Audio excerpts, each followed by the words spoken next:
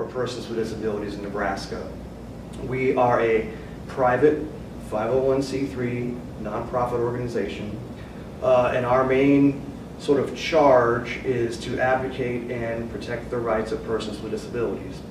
We were incorporated in 1978 and designated as the Protection and Advocacy Organization in that year. So we've been doing our protection and advocacy work for many years now.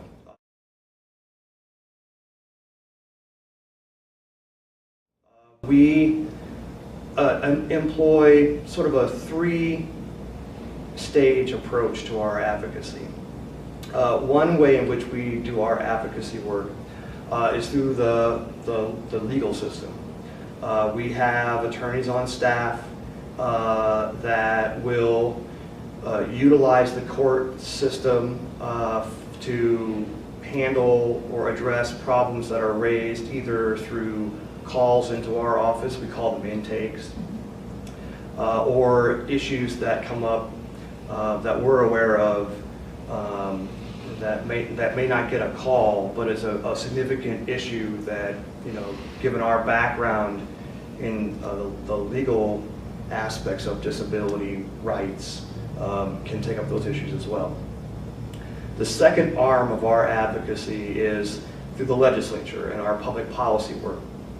And as the Director of Public Policy here at Disability Rights Nebraska, it's my job to work with senators, work with the governor's office in the executive branch, the departments, the different divisions within the state government, to respond to proposed regulations, and work with other state officials to, again, advocate and protect the rights of people with disabilities in Nebraska, and to help them be aware of issues that come up within the disability community, and to ultimately educate them about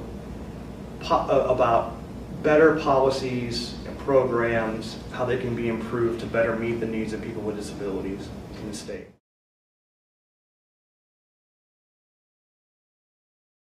We will provide our services to, we pretty much run the gamut on disability types. We have funding coming from the federal government, which is the main source of our revenue, that will fund, for example, the Protection and Advocacy for Traumatic Brain Injury program at the federal level provides us funds by which we can do work dealing with traumatic brain injury issues.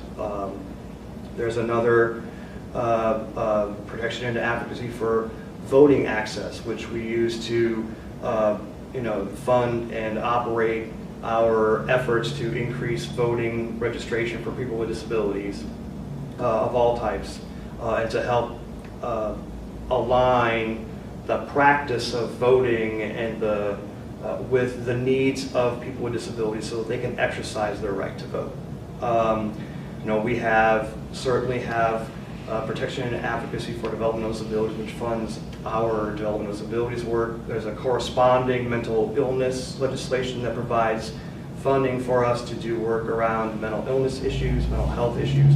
So it's not just mental health or mental illness and or developmental disabilities. We run pretty much the whole gamut.